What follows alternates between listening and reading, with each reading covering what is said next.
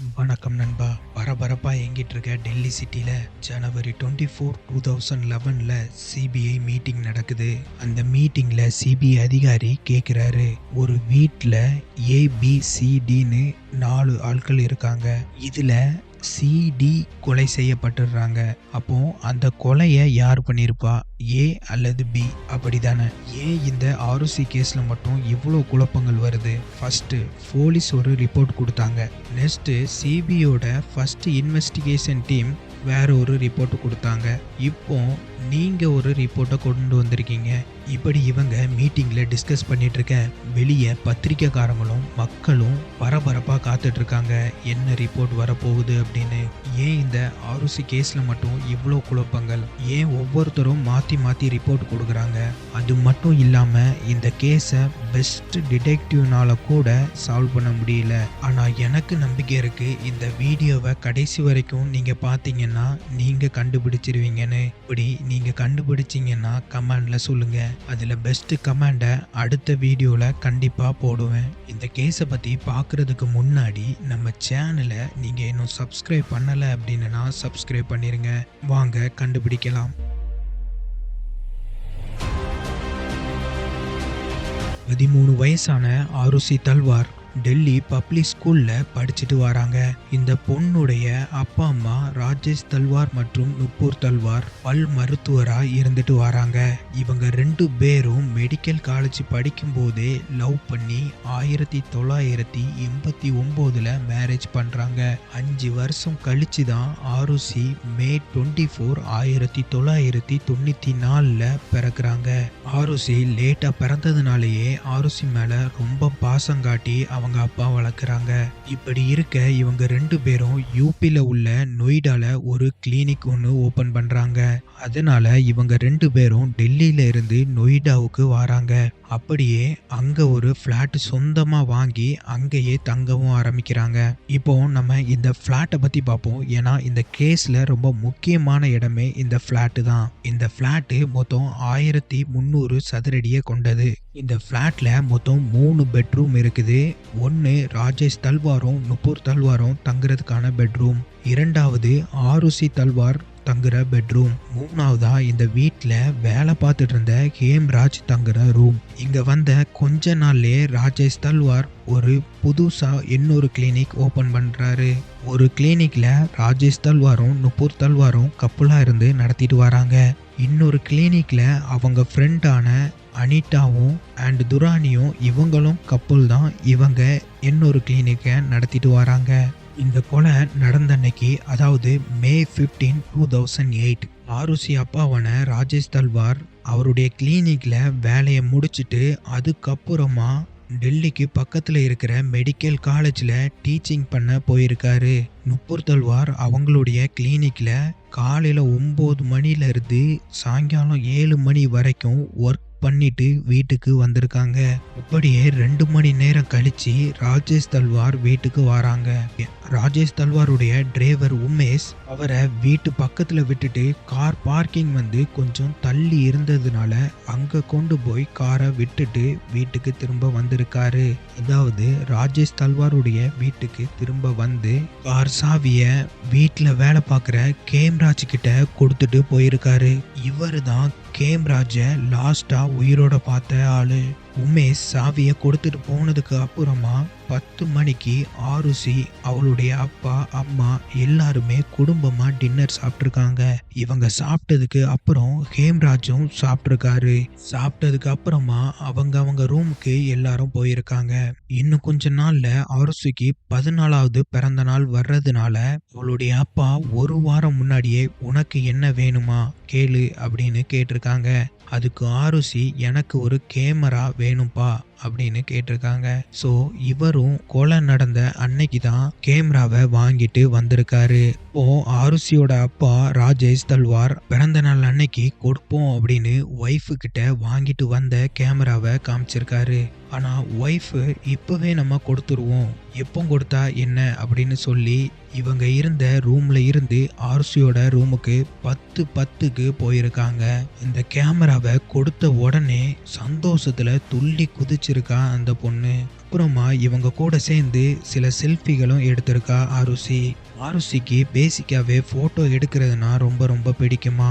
இவளுடைய ஃப்ரெண்ட்ஸு கூட சேர்ந்து எப்போதுமே போட்டோ எடுத்துக்கிட்டே இருப்பாளாம். இவங்க கேங்ல மொத்தம் 4 பேரு. அவளுடைய ஃப்ரெண்ட்ஸ் கேங்கை ஆசம் ஃபோர்சம் அப்படின்னு கூப்பிடுவாளாம்.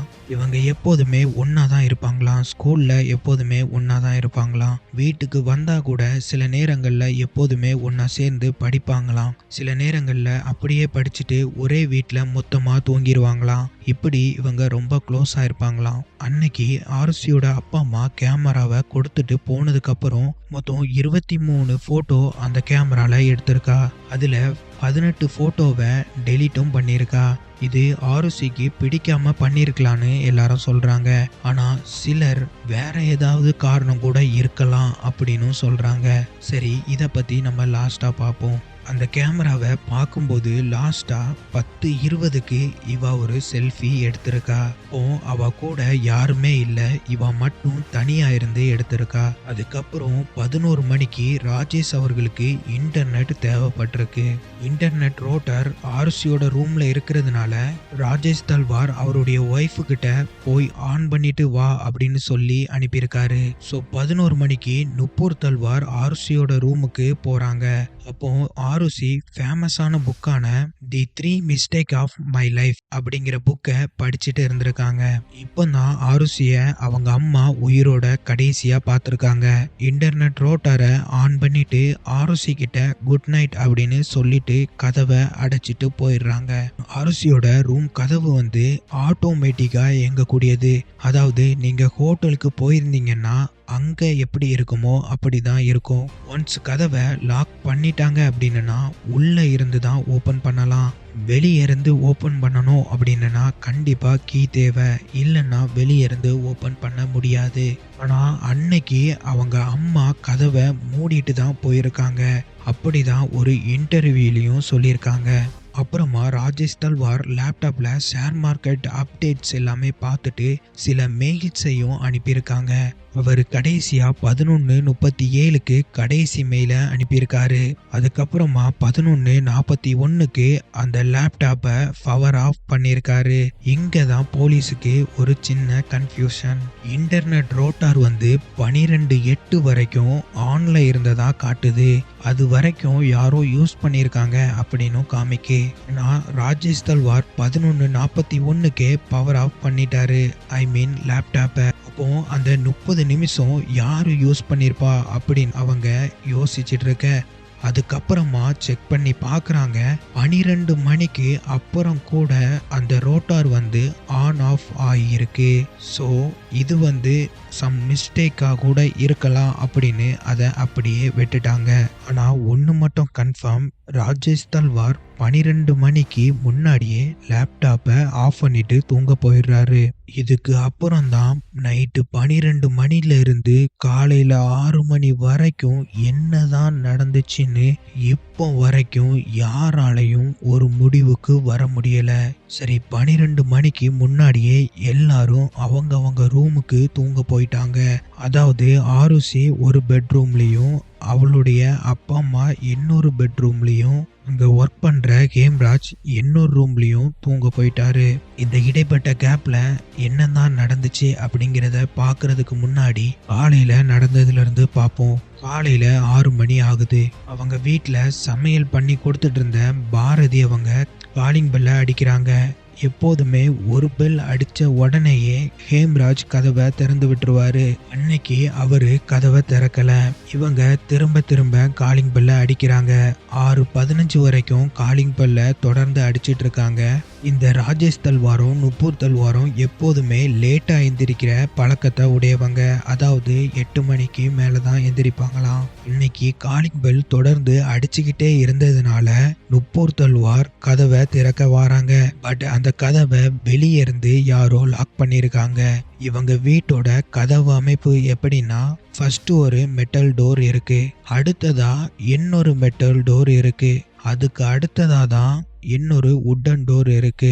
ஸோ 3 கதவை திறந்தா மட்டும்தான் இவங்க வீட்டுக்குள்ள என்டர் ஆக முடியும். ஆனா ஹேம்ராஜோட ரூம்ல இருந்து மட்டும் ஃபர்ஸ்ட் டோருக்கும் 2வது டோருக்கும் இடையில உள்ள கேப்ல வந்துடலாம். அப்படியே அவனோட ரூம்ல இருந்து நேரா ஹாலுக்குள்ளேயும் போகலாம், அப்படியே வெளியவும் வரலாம். அதாவது இவனோட ரூமுக்கு மட்டும் 2 டோர் கொடுத்துருக்காங்க. ஒன்று யாராவது வீட்டுக்கு வந்தாங்கன்னா கதவை திறந்து விடுறதுக்கு கதவுக்கு டைரக்டா போற மாதிரி இவன் ரூம்ல இருந்து ஒரு கதவும், இன்னொன்று இவங்க வீட்டில இருந்து இவனை கூப்பிட்டாங்க அப்படின்னா உடனே வர்றதுக்காக ஹாலுக்குள்ள வர்றதுக்கு ஹால்ல இருந்து இவனோட ரூமுக்கு போறதுக்கு ஒரு கதவும் வச்சிருக்காங்க. இப்படி 2 கதவு இவனோட ரூம்ல இருக்கு. ஸோ நுப்பூர் தல்வார் உட்டன் டோரை திறந்துடுறாங்க. அதுக்கு அப்புறமா மெட்டல் டோரை அவங்களால திறக்க முடியல, ஏன்னா வெளியே இருந்து லாக் பண்ணப்பட்டிருக்கு. ஸோ அதனால அவகிட்ட சொல்றாங்க, கொஞ்சம் வெயிட் பண்ணு, ஹேம்ராஜ் பால் எங்கேயாவது வாங்குறதுக்கு போயிருப்பான், அவன் வந்த உடனே நீயும் அவன் கூட உள்ள வந்துருன்னு சொல்றாங்க. ஆனா பாரதி, எனக்கு வேற ஒரு வீட்டுக்கு போகணுமா, ஸோ சீக்கிரமா வேலையை முடிக்கணும், கதவை திறங்கன்னு சொன்ன உடனே, அப்போ ஒன்று பண்ணு, நான் சாவியை வெளியே தூக்கி போடுறேன், நீ வெளியே இருந்து திறந்து உள்ள வா அப்படின்னு சொல்றாங்க. சாவியை தூக்கி போடவும் செய்றாங்க. இப்போ பாரதி ஃபர்ஸ்ட் கதவை சாவி இல்லாமையே திறந்துடுறாங்க. அதாவது மெட்டல் டோரை சாவி இல்லாமையே தள்ளும் போதே திறந்துருது. நடுவுல இருக்கிற கதவை சாவி போட்டு திறக்கிறாங்க. 3வதா இருக்கிற உடன் டோரை ஏற்கனவே நுப்பூர் தல்வார் திறந்து தான் வச்சிருக்காங்க. ஸோ பாரதி கதவை திறந்துகிட்டு உள்ள வாரா. அப்போ டைம் 6:30 ஆகுது. அப்போ திடீர்னு ஆர்சி ரூம்ல இருந்து ராஜேஷ் தல்வார் அழுற சத்தம் கேக்குது. உடனே வேகமா ஆர்சி ரூமுக்கு பாரதி போறா. அங்க ராஜேஷ் தல்வார் அவரோட பொண்ணு பக்கத்துல உட்கார்ந்திருந்து அழுதுகிட்டு இருக்காரு. நுப்பூர் தல்வார் அப்படியே ஷாக் ஆகி நிக்கிறாங்க. ஆருஷியோட உடம்ப பார்க்கும்போது அவளுக்கே ஒரு நிமிஷம் தலை சுத்தி போச்சு. ஆருஷியோட தலையில பலமா அடிபட்டிருக்கு. கழுத்தை கத்தியால வெட்டி இருக்காங்க. கழுத்துல எப்படி வெட்டுனா சீக்கிரம் உயிர் போகுமோ அப்படி சரியான முறையில கத்திய பயன்படுத்தி வெட்டியிருக்காங்க. அவளுடைய இடுப்புக்கு கீழே துணி இல்லாம இருக்கிறா. பெட்ஷீட்டை வச்சு அதை கவர் பண்ணியிருக்காங்க. இவங்க போடுற சத்தத்தை கேட்டு பக்கத்துல உள்ள எல்லாருமே உடனே வராங்க. ஆனா போலீஸ் 1 hour கழிச்சு தான் வராங்க. அதாவது 7:30க்கு தான் அங்க வராங்க. இப்போ 20க்கு மேல மக்கள் அங்க கூடிடுறாங்க. பக்கத்து வீட்டுக்காரங்க, அவங்களுக்கு தெரிஞ்சவங்க அப்படின்னு நிறைய பேர் அந்த வீட்டுக்குள்ள வந்திருக்காங்க. இதுதான் இந்த கேஸ்ல யாரு கொலை பண்ணியிருப்பான்னு ஒரு சரியான எவிடன்ஸ் கிடைக்காம இருக்கிறதுக்கு ஒரு முக்கியமான காரணமா அமைஞ்சது. இப்போ போலீஸ் எல்லா இடத்துலயும் எவிடன்ஸையும் கலெக்ட் பண்றாங்க. கொலை செஞ்சதுக்கு எந்த வெப்பனை யூஸ் பண்ணியிருப்பாங்க அப்படின்னு பாக்குறாங்க. ஆனா அவங்களால எந்த ஒரு இடத்துலயும் கண்டுபிடிக்க முடியல. அதாவது மர்டர் பண்ண யூஸ் பண்ண வெப்பனை அவங்களால அங்க கண்டுபிடிக்க முடியல. ஆனா ஆருஷியோட ரூம்ல மட்டும்தான் ஃபர்ஸ்ட் பிளட் இருந்ததை நோட் பண்றாங்க. இதுக்கு அப்புறமா ஹால்ல விஸ்கி குடிச்சிட்டு வச்ச ஒரு கிளாஸ் இருந்திருக்கு, அதுலயும் பிளட் இருந்திருக்கு. அடுத்ததா ஆருஷியோட ரூமை பார்க்கும்போது எல்லா பொருளும் ஒரு மாதிரி கலைஞ்சு கிடந்திருக்கு. அது மட்டும் இல்லாம நான் முன்னாடியே சொன்ன மாதிரி ஆருஷி உடம்புல ட்ரெஸ் பாதி இல்லாம கவர் பண்ணப்பட்ட நிலையில இருந்திருக்கா. இதுலயும் அன்னைக்கு வீட்டுல இருந்த 4 பேர்ல ஒருத்தனை காணல. அதாவது ஹேம்ராஜ் அங்க இல்ல. அவனுக்கு கால் பண்ணி பாக்குறாங்க, போனும் சுவிட்ச் ஆஃப்னு வருது. ஸோ இங்க தான் போலீஸும் அங்க இருந்த எல்லாருமே நினைக்கிறாங்க ஹேம்ராஜ் தான் இந்த கொலைய பண்ணிருக்கணும். ஏன்னா கொலை பண்ணவன் தான் விஸ்கி எடுத்து குடிச்சிருக்கான். அப்போ இந்த வீட்டை பத்தி நல்லா தெரிஞ்சவன் தான் கண்டிப்பா இந்த கொலைய பண்ணிருக்கணும். அதாவது விஸ்கி பாட்டில் எங்க இருக்குன்னு இந்த வீட்டை பத்தி நல்லா தெரிஞ்சவனுக்கு மட்டும்தான் தெரியும். அது மட்டும் இல்லாம எந்த ஒரு பதட்டமும் இல்லாம கால்ல இருந்து குடிச்சிருக்கான். அப்போ கண்டிப்பா ஹேம்ராஜா தான் இருக்கணும் அப்படின்னு நினைச்சாங்க. அப்பதான் அந்த வீட்டு மாடிக்கு போற படிய பாக்குறாங்க. அதுலயும் பிளட் இருந்திருக்கு. அப்போ மாடிக்கு போற கதவோட சாவிய கேட்டிருக்காங்க. அப்போ எங்களுக்கு தெரியாது அப்படின்னு நுப்பூர் தல்வார் சொல்லியிருக்காங்க. இந்த வழியா தான் கொலை பண்ணிட்டு அவன் தப்பிச்சு போயிருக்கான் அப்படின்னு நினைச்சிருக்காங்க. அன்னைக்கு எல்லா நியூஸ் சேனல்லையும் ஹேம்ராஜ் தான் கொலை பண்ணிட்டு தப்பிச்சு போயிட்டான் அப்படின்னு நியூஸ் போட ஆரம்பிச்சாங்க. எப்படின்னா ஆர்சி கிட்ட அவன் நைட்டு எல்லாரும் தூங்கினதுக்கு அப்புறமா தப்பா நடக்க முயற்சி பண்ணியிருக்கான். பட் ஆருசி மறுத்ததுனால அவளை பலவந்தமா ரேப் பண்ணிட்டு கொலை பண்ணி போட்டுட்டு தப்பிச்சு போயிருக்கான் அப்படின்னு எல்லா சேனல்லையும் போட ஆரம்பிச்சாங்க. நியூஸ் சேனல் மட்டும் இல்லாம போலீஸும் பிரஸ் மீட்ல அதைத்தான் அன்னைக்கு சொன்னாங்க. ஸோ உடனே போலீஸ் எல்லா இடத்துலையும் ஹேம்ராஜை தேடுறாங்க. அதாவது May 16, 2008 அன்னைக்கு எல்லா இடத்துலையும் தேடி பார்க்குறாங்க. அவனுக்கு தெரிஞ்சவங்க அவனுடைய ஃப்ரெண்டு வீட்டில், அது மட்டும் இல்லாம அவனுடைய வீட்டுக்கும் தகவல் கொடுக்காங்க. அதாவது இவன் பீகாரை சேர்ந்தவன், ஸோ பீகாருக்கு அவன் போயிருக்கானா அப்படின்னு அங்கேயும் செக் பண்ணி பார்க்க சொல்றாங்க. பட் எங்கேயுமே அவன் இல்லை. ஸோ போலீஸ் ஆஃபீஸர் எல்லா இடத்துலையும் விசாரிக்காரு. ஃபர்ஸ்ட் தல்வார் ஃபேமிலி இருக்கிற ஃப்ளாட்டை சுற்றி எல்லா இடத்துலையும் விசாரிச்சிருக்காங்க. அதாவது நைட்டு யாராவது அவனை பார்த்தீங்களா அப்படின்னு விசாரிச்சிருக்காங்க. அது மட்டும் இல்லாமல் அங்கே 6 பேர் அன்னைக்கு நைட்டு செக்யூரிட்டியாக இருந்திருக்காங்க. அதாவது அந்த ஏரியாவில் மொத்தம் 25 வீடு இருக்கு. அந்த 25 வீட்டுக்கும் இந்த 6 பேரும் செக்யூரிட்டியாக நைட்டு இருந்திருக்காங்க. அவங்க 6 பேர்கிட்டையும் கேட்கும்போது நாங்கள் நைட்டு பார்க்கல அப்படின்னு சொல்லிடுறாங்க. ஸோ இந்த கேஸை விசாரிச்சுட்டு இருந்த கே கௌதம் அவர்கள் நெக்ஸ்ட் டே, அதாவது May 17, 2008 11:45க்கு ஆருசி வீட்டுக்கு திரும்பவும் வராரு. எப்படி ஹேம்ராஜ் தப்பிச்சு போயிருப்பான் அப்படின்னு எல்லா இடத்துலையும் பார்க்குறாரு. அப்போ அவரும் படியில் இருக்கிற பிளட்டை தான் பார்க்குறாரு. ஸோ கண்டிப்பாக இந்த வழியில தான் போயிருக்கான். அப்போ மேலேயும் போய் நம்ம பார்க்கணும் அப்படின்னு கீயை கேட்குறாரு. பட் அங்கேயும் அவங்க கீ என்கிட்ட இல்லை அப்படின்னு சொல்லிடுறாங்க. ஸோ அந்த டோரை சில பேரை வச்சு உடைக்கிறாரு. அதுக்கப்புறமா அந்த சைடு போய் பார்க்குறாரு. அங்கே ஒரு கை தடம் ரத்தத்தில் படிஞ்சிருக்கு. அப்போ முடிவு பண்ணுறாங்க, மாடி வழியா தான் அவன் தப்பிச்சு போயிருக்கானே. ஆனா சில நொடிகள்லயே அவங்க நினைச்சது தப்பா போச்சு. என்னன்னு கேக்குறீங்களா? ஹேம்ராஜோடைய பாடி ஒரு பெட்ஷீட்ல சுத்தப்பட்டு, தலையில பலமா அடிக்கப்பட்டு, எழுத்துல கத்தியால வெட்டப்பட்டு, ஆல்மோஸ்ட் டீகம்போஸ் ஆன நிலையில அவனுடைய பாடியை எடுக்கிறாங்க. அதாவது ஆருசி எப்படி அடிபட்டிருக்காளோ அதே பேட்டர்ன்ல தான் இவனுக்கும் அடிபட்டிருக்கு. தலையில ஒரு ராடை வச்சு தாக்கியிருக்காங்க.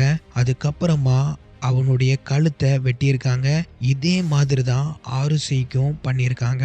ஸோ இதில் ஒன்று கன்ஃபார்ம் பண்ணுறாங்க, இந்த கொலையை பண்ணது ஒருத்தர் தான் அப்படின்னு. மாடியில் ஹேம்ராஜோட பாடியை பார்த்த உடனே அங்கேயும் எல்லா மக்களும் உடனே வந்து பார்த்துருக்காங்க. ஃபோட்டோலாம் சில பேர் எடுத்திருக்காங்க. இங்கேயும் போலீஸ் சில பேரை மேலே அலோவ் பண்ணதுனால இங்கேயும் அவங்களால சரியான தடையும் கிடைக்காம போகுது. இந்த சுவர்ல இருந்த ரத்தம் படிஞ்ச கைரேகையை எடுத்து பார்க்குறாங்க. அது ஹேம்ராஜோடைய கைரேகை அப்படின்னு தெரிய வருது. அல்வார் அவருடைய வீட்டில் ஆருசிக்கு அவளுடைய ஃப்ரெண்டு கிட்ட பேசுறதுக்கு ஒரு ஃபோன் கொடுத்துருக்காங்க. ஹேம்ராஜுக்கும் ஒரு ஃபோன் கொடுத்துருக்காங்க. இந்த 2 ஃபோனும் கிடைச்சா ஏதாவது ஒரு தடையும் கிடைக்கும் அப்படின்னு 2 ஃபோனையும் கொலை நடந்த இடத்துல எல்லா இடத்துலையும் தேடுறாங்க. ஆனா கொலை நடந்ததுக்கு அப்புறமா 2 ஃபோனுமே காணாம போகுது. ஸோ போலீஸ் ஃபோன் நம்பரை வச்சு கால் ரெக்கார்டை பார்க்குறாங்க. அப்போ ஹேம்ராஜ் ஃபோனை பார்க்கும்போது 4:58க்கும் 5:38க்கும் தல்வார் அவருடைய கிளினிக்ல இருந்து கால் வந்திருக்கு. அதுக்கப்புறமா 8:27க்கு பிசிஓல இருந்து கால் வந்திருக்கு. அதாவது பப்ளிக் போர்ட்ல இருந்து கால் வந்திருக்கு. இந்த ஒரு கால் யார் பண்ணான்னு இப்போ வரைக்கும் மர்மமா தான் இருக்கு. ஆனா இந்த காலுக்கும் கொலை நடந்ததுக்கும் எந்த ஒரு சம்பந்தமும் இல்லை அப்படின்னு சொல்லி அதை விட்டுடுறாங்க. ஆனா இதுதான் ஹேம்ராஜ் போன்ல வந்த லாஸ்ட் கால். அதுக்கப்புறம் அவருடைய மொபைல் சுவிட்ச் ஆஃப் ஆயிருது. நெக்ஸ்ட் ஆருசி போனை செக் பண்ணி பார்க்கும்போது அவளுடைய ஃப்ரெண்ட்ஸு கிட்ட பேசியிருக்கா. அதுக்கப்புறமா அவளுடைய பாய் ஃப்ரெண்டான அன்மோல் அகர்வால் கிட்ட ரொம்ப நேரம் பேசிட்டு இருந்திருக்கா. ஆனா 11 மணிக்கு மேல அவளுடைய போன்ல இருந்தும் எந்த ஒரு ஃபோன் காலும் போகல. ஸோ இந்த பையனை விசாரணை வளையத்துக்குள்ள கொண்டு வராங்க. இவனை விசாரிச்சா ஏதாவது தகவல் கிடைக்கலாம் அப்படின்னு நம்பினாங்க. ஸோ May 22, 2008 அதாவது கொலை நடந்ததுக்கு 1 வீக் அப்புறமா இவனை கூப்பிட்டு விசாரிக்கிறாங்க. அப்போ அவன்கிட்ட ஆருசி எதுவும் சொல்லியிருக்காளா, வீட்டில் எதுவும் பிரச்சனையா அப்படின்னு கேட்கும்போது ஆருசி அவங்கிட்ட என் அப்பாவும் எங்கள் கிளினிக்கில் வேலை செய்கிற அனிதா கிட்ட அஃபேர் வச்சிருக்காருன்னு சொல்லியிருக்கா. அந்த பையன் சொன்ன தகவலை வச்சு போலீஸ் ஒரு தேரி ரெடி பண்றாங்க. இதுவும் ஒரு மோட்டிவ் தான் அப்படின்னு அவங்க நம்பினாங்க. நெக்ஸ்ட் டே பிரஸ் மீட் கொடுக்கறாங்க. அதுல என்ன சொன்னாங்கன்னா, ஹேம்ராஜ் தான் ஆருஷி கிட்ட அவங்க அப்பா அஃபேர் வச்சிருக்கத பத்தி சொல்லியிருக்கணும். இதனால 2 பேரும் க்ளோஸா இருந்திருக்கலாம். கொலை நடந்த அன்னைக்கு 12 மணிக்கு அப்புறம், அதாவது எல்லாரும் படுத்ததுக்கு அப்புறம் ஆருஷி ரூமுக்கு ஹேம்ராஜ் வந்திருக்கணும். இவங்க 2 பேரும் க்ளோஸா பேசிக்கிட்டு இருந்திருக்கணும். ஒரு 12:30 போல ராஜேஷ் தல்வார் அவருடைய பொண்ணு ரூமுக்கு திரும்பவும் வந்திருக்கணும். இன்டர்நெட் ப்ராப்ளம் இருந்திருக்கலாம் அப்படின்னு சொல்றாங்க. அதனால இன்டர்நெட் ரோட்டாரை பாக்குறதுக்காக வந்திருக்கலாம். இவங்க 2 பேரும் ஒன்னா இருக்கிறத பார்த்து அவ மேல கோவப்பட்டு திட்டியிருக்கணும். அப்போ ஆருஷி, நீங்களும் அப்படித்தான் இருக்கீங்க, நீங்க அம்மாவை ஏமாத்த தானே செய்யறீங்க அப்படின்னு ஏதாவது வாக்குவாதம் பண்ணியிருக்கணும். ஸோ இந்த விஷயத்த ஹேம்ராஜ் தான் தன்னுடைய பொண்ணுகிட்ட சொல்லியிருப்பான் அப்படின்னு அவனை அடிச்சிருக்கணும். அவனை அடிக்கும்போது ஆருஷி குறுக்க வந்திருப்பாங்க. ஸோ அவருடைய பொண்ணை தெரியாம அவரே அடிச்சிருக்கணும். அதுக்கப்புறமா தன்னுடைய பொண்ணும் ஹேம்ராஜும் பிழைக்க மாட்டாங்கன்னு தெரிஞ்சு கத்தி எடுத்து கழுத்தை அறுத்திருக்கணும். வேற யாரோ வந்து கொலை பண்ணிட்டு போன மாதிரி எல்லாத்தையும் செட் பண்ணியிருக்கணும் அப்படின்னு போலீஸ்காரங்க ரிப்போர்ட் கொடுத்துட்டு அன்னைக்கே ராஜேஷ் தல்வாரை 2 கொலை பண்ணதுக்காக அரெஸ்ட் பண்றாங்க. இப்போ மீடியால எல்லாருமே ராஜேஷ் தல்வார் மட்டும் இல்லாம அவருடைய ஒய்ஃபும் இதுல சம்பந்தப்பட்டிருப்பாங்க அப்படின்னு பேச ஆரம்பிச்சாங்க. இவங்க கேக்குறது, 2 பேர் பக்கத்து ரூம்ல கொடூரமா கொல்லப்பட்டிருக்காங்க, எந்த ஒரு சவுண்டுமா கேட்கல அப்படின்னு கேக்குறாங்க. அதுக்கு நுப்பூர் தல்வார் என்ன சொன்னாங்கன்னா, 2 ரூம்லயும் ஏசி ஓடிட்டு இருந்துச்சு. அது மட்டும் இல்லாம நாங்களும் வேலை செஞ்ச டயர்ட்ல நல்லா தூங்கிட்டு இருந்தோம். ஸோ அதனால எந்த ஒரு சவுண்டுமே கேட்கல அப்படின்னு சொல்றாங்க. ஸோ நாங்க முழிக்கவே இல்லை, காலையில தான் எந்திரிச்சோம் அப்படின்னு சொல்றாங்க.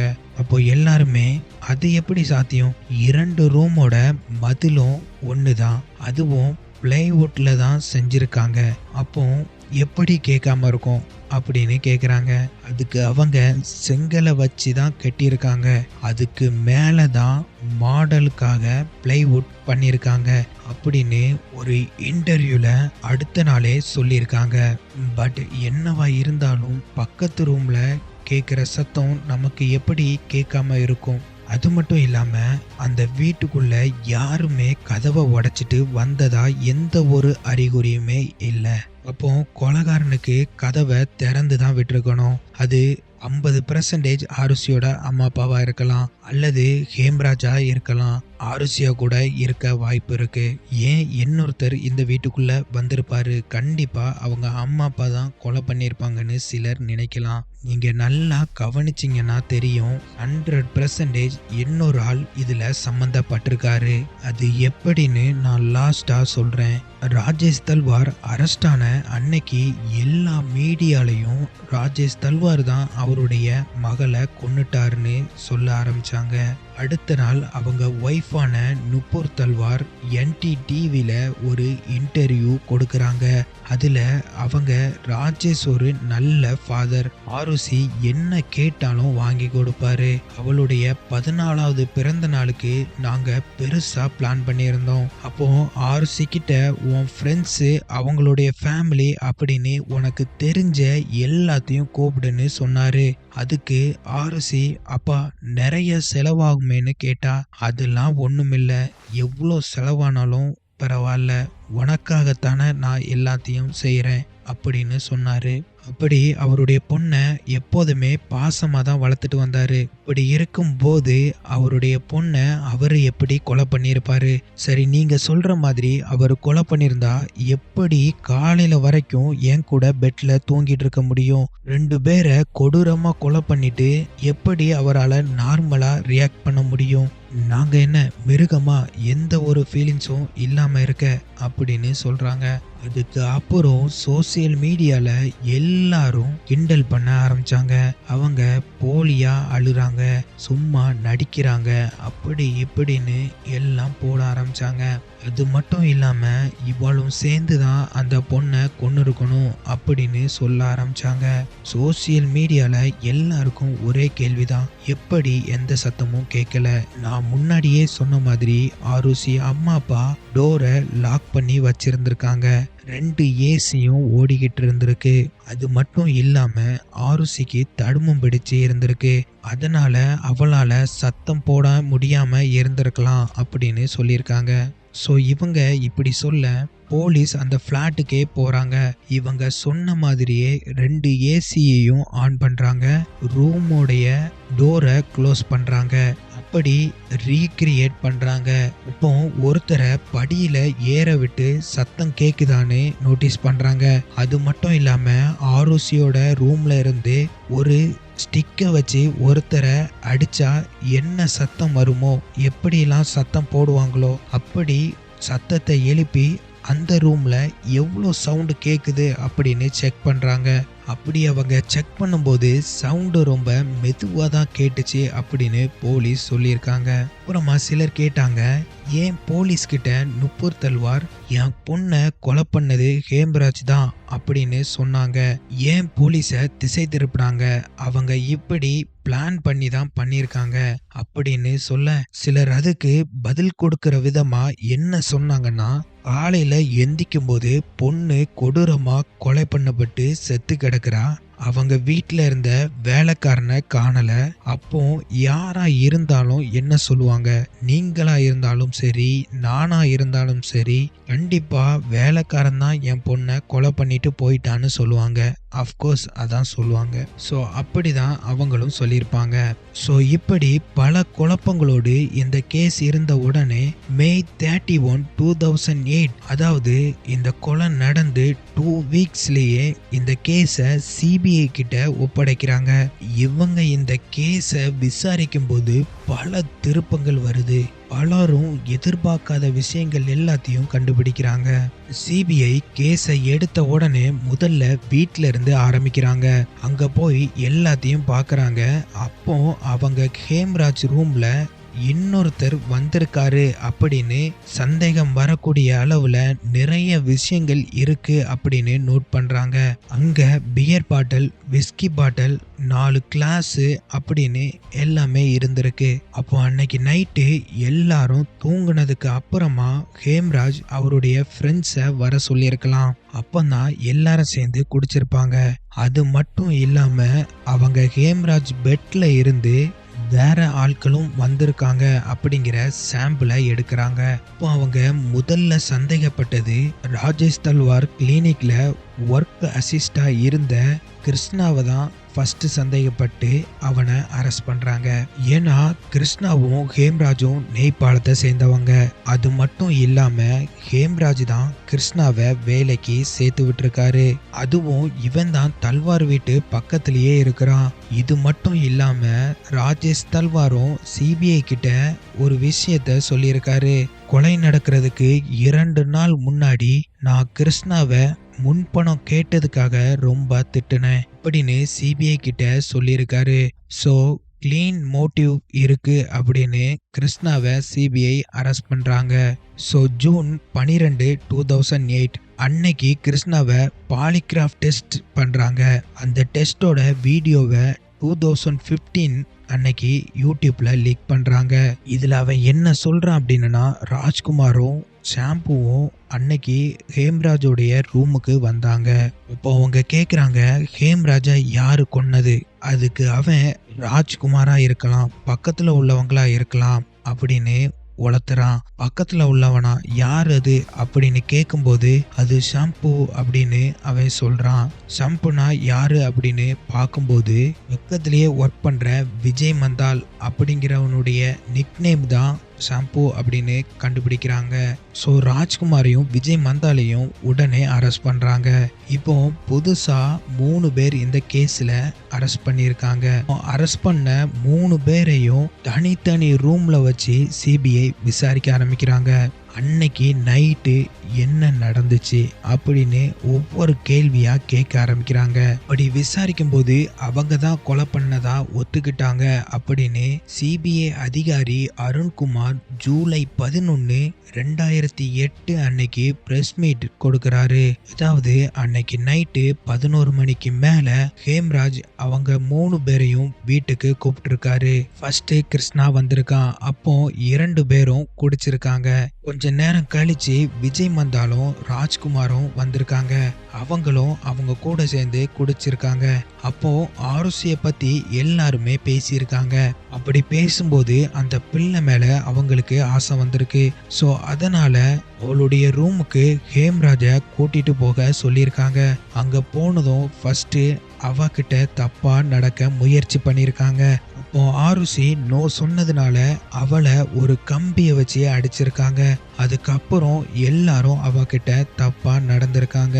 அவ உயிரோட இருந்தா அப்படின்னா வெளியே சொல்லிருவான்னு அவளுடைய கழுத்தை வெட்டியிருக்காங்க. நெக்ஸ்ட் அவங்க யோசிச்சது, ஹேம்ராஜ் உயிரோட இருந்தாலும் நம்ம 3 பேரும் மாட்டிப்போம் அப்படின்னு ஹேம்ராஜை மாடிக்கு கூட்டிட்டு போயிட்டு அங்க அவனை அதே மாதிரி பேட்டர்ன்ல அடிச்சு கொல்றாங்க. அதுக்கப்புறம் அவனுடைய கழுத்தையும் வெட்டுறாங்க. அவனை கொன்னுட்டு பெட்ஷீட்டை வச்சு மூடி மறைச்சு வச்சிருக்காங்க. அதுக்கப்புறமா படி வழியா கீழே இறங்கி வந்திருக்காங்க. வரும்போது அந்த டோரையும் லாக் பண்ணியிருக்காங்க. ஹேம்ராஜ் ரூம் வழியா இவங்க வெளியே போயிருக்காங்க. வெளியே போறதுக்கு முன்னாடி இவங்க கொல்றதுக்கு பயன்படுத்தின எல்லா ஆயுதத்தையும் எடுத்து வெளியே கொண்டு போயிருக்காங்க. அது மட்டும் இல்லாம அவங்களுடைய மொபைல் போனையும் எடுத்து வெளியே கொண்டு போயிருக்காங்க அப்படின்னு அவரு ரிப்போர்ட் கொடுக்க அன்னைக்கே ராஜேஷ் தல்வாரை போலீஸ் ரிலீஸ் பண்றாங்க. ஏன்னா ராஜேஷ் தல்வாருக்கு எதிராக எந்த ஒரு எவிடன்ஸுமே இல்லை அப்படின்னு ரிலீஸ் பண்ணியிருக்காங்க. இப்போ கிருஷ்ணாவும் மற்ற 2 பேரும் கொலை பண்ணதா ஒத்துக்கிட்டாங்க. பட் கிருஷ்ணாவை கோர்ட்டுக்கு கூட்டிட்டு போற வழியில மீடியாலாம் அவனை கவர் பண்ணும்போது மே குச் நை கியா அப்படின்னு சொல்றான். அதாவது நான் ஒண்ணுமே பண்ணல அப்படின்னு சொல்றான். அது மட்டும் இல்லாம கிருஷ்ணாவோட ஃபேமிலியும் அன்னைக்கு நைட்டு கிருஷ்ணா எங்க கூட தான் இருந்தான், எங்கேயுமே போகல, நாங்க எல்லாரும் ஒரே ரூம்ல தான் இருந்தோம், அப்படி அவன் போயிருந்தா எங்களுக்கு எப்படி தெரியாம இருக்கும் அப்படின்னு ஒரு இன்டர்வியூ கொடுக்கறாங்க. இன்னொரு முக்கியமான விஷயம், தல்வார் ஃபேமிலி இருக்கிற ஏரியா ஜல்வாயு விகார். அங்க மொத்தம் 25 வீடு இருக்கு. அந்த 25 வீட்டுக்கு 6 செக்யூரிட்டி கார்டு எப்போதும் நைட் ரவுண்ட்ஸ்லயே இருப்பாங்களாம். இவங்க யாருமே அந்த 3 பேரும் வந்துட்டு போனதை பார்க்கல. அது மட்டும் இல்லாம இந்த 3 பேரும் ஹேம்ராஜ் கிட்ட பேசினதுக்கு எந்த ஒரு எவிடன்ஸும் இல்லையா. இந்த 3 பேருக்குள்ளேயுமே பேசிக்கிட்டதுக்கு எந்த ஒரு ஆதாரமும் ஃபோன் ரெக்கார்டும் எதுவுமே இல்லை. ஸோ ஜட்ஜு கிட்டையும் எங்களை அடிச்சு தான் ஒத்துக்க வச்சாங்க அப்படின்னு சொன்னதுனால அதே வருஷம் செப்டம்பர் மாதம் அவங்கள பெயில்ல வெளியே விடுறாங்க. இவங்களை விட்ட ஒரு வருஷம் கழிச்சு செப்டம்பர் 2009 இந்த கேஸு புதுசா ஒரு சிபிஐ டீமுக்கு கொடுக்கப்படுது. அவங்க ஒரே மாசத்துல புதுசா ஒரு முக்கியமான விஷயத்த கண்டுபிடிக்கிறாங்க. திரும்பவும் ராஜேஷ் தல்வாரை இந்த கேஸுக்குள்ள கொண்டு வராங்க. Rajesh Talwar golf player. So அவருடைய கோல்ஃப் ஸ்டிக்கை பார்க்கும்போது அதை வச்சு தான் 2 பேரையும் அடிச்சு கொன்னு இருக்காரு அப்படின்னு உறுதிப்படுத்துறாங்க. ஏன்னா அவங்க தலையில ஏற்பட்ட காயங்கள் அந்த ஒரு ஸ்டிக்கை வச்சு அடிச்சாதான் இப்படி ஒரு தடம் விழும் அப்படிங்கிற மாதிரி அவங்க சொல்லியிருக்காங்க. ஆனா ராஜேஷ் தல்வாருடைய கோல்ஃப் ஸ்டிக்ல எந்த ஒரு பிளட் சாம்பிளும் இல்லை. அது மட்டும் இல்லாம டிஎன்ஏ சாம்பிளும் அந்த ஸ்டிக்ல இல்லை. பட் அவர் வச்சிருந்த 2 ஸ்டிக்ல ஒரு ஸ்டிக்கு நல்லா சோப்பு போட்டு கழுவப்பட்டிருக்கு. மற்ற ஒண்ணுல ஒண்ணுமே பண்ணாம அப்படியே வச்சிருக்காங்க. ஸோ இதை ஒரு முக்கியமான எவிடன்ஸா சிபிஐ எடுக்கிறாங்க. ஸோ கண்டிப்பா இந்த எவிடன்ஸ் எல்லாம் அழிக்கிறதுக்கு அவங்க ஒய்ஃப் வந்து ஹெல்ப் பண்ணியிருக்கணும் அப்படின்னு சொல்லிட்டு ராஜேஷ் தல்வாரையும் நுப்பூர் தல்வாரையும் அரெஸ்ட் பண்றாங்க. இவங்களுக்கு எதிராக சிபிஐ என்னென்ன ஆதாரங்கள் வைக்கிறாங்க அப்படின்னா வீட்டுக்குள்ள வேற யாரும் வந்ததுக்கு அடையாளமா ஃபோர்ஸ் என்ட்ரி எதுவுமே இல்ல. போலீஸ் கிரைம் சீனுக்கு போறதுக்கு முன்னாடியே எல்லா ஆதாரங்களும் அழிக்கப்பட்டிருக்கு. அதாவது ஆருஷியோட பாடிய கிளீன் பண்ணிருக்காங்க, அவளுடைய ரூமையும் கிளீன் பண்ணிருக்காங்க. அடுத்ததா அவங்க கழுத்துல வெட்டினது சரியா கத்திய பயன்படுத்த தெரிஞ்சவங்க வெட்டின மாதிரி இருக்கு. அதாவது மெடிக்கல் காலேஜ்ல ட்ரைனிங் கொடுப்பாங்க எப்படி சர்ஜரி பண்ணணும் அப்படின்னு. அந்த மாதிரி ஒரு ப்ரொஃபஷ்னலாக கட் பண்ணப்பட்டிருக்கு. ஸோ கண்டிப்பாக இவங்க தான் இப்படி கட் பண்ணியிருப்பாங்க அப்படிங்கிற ஒரு முடிவுக்கு வராங்க. அடுத்ததா ஹேம்ராஜோடைய பாடியை பெட்ஷீட்டை வச்சு சுருட்டி மறைச்சு வச்சிருக்காங்க. அது ஏன் பண்ணணும்? கண்டிப்பா கேஸை திசை திருப்பதான். அப்புறமா ஆருஷியோட ரூமுக்கு மற்றவங்க யாரும் வெளியே இருந்து திறந்திருக்க முடியாது. அதாவது கீ இல்லாம யாருமே திறக்க முடியாது. நான் முன்னாடியே சொன்ன மாதிரி அவளுடைய ரூம் டோர் வந்து ஆட்டோமேட்டிக் சிஸ்டத்தை கொண்டது. ஸோ கண்டிப்பா கீ இல்லாம அந்த டோரை ஓபன் பண்ண முடியாது. கீ யார்கிட்ட இருந்து? நுப்பூர் தல்வார் கிட்ட தான் இருந்தது. ஸோ கண்டிப்பா அவங்க 2 பேர்ல யாராவது ஒருத்தரா தான் இருக்கணும். இல்லைன்னா ஆருஷியால மட்டும் தான் கதவை திறந்து விட முடியும். அதாவது வெளியே இருந்து யாராவது வந்திருந்தனா கண்டிப்பா அந்த பொண்ணு திறந்திருக்க வாய்ப்பில்லை. ஸோ கண்டிப்பா வீட்டுக்குள்ள இருந்தவங்க தான் கண்டிப்பா டோரை சாவியை வச்சு திறந்திருக்கணும். அடுத்ததா அன்னைக்கு போலீஸ் வந்து மாடிக்கு போற டோர் கீயை கேட்கும்போது நுப்பூர் தல்வார் எங்களுக்கு தெரியாதுன்னு சொல்லியிருக்காங்க. கண்டிப்பா அவங்க தான் மறைச்சு வச்சிருக்கணும், அவங்க தான் க்ளோஸும் பண்ணியிருக்கணும் அப்படின்னு அவங்க ஒரு ரிப்போர்ட்டை ரெடி பண்றாங்க.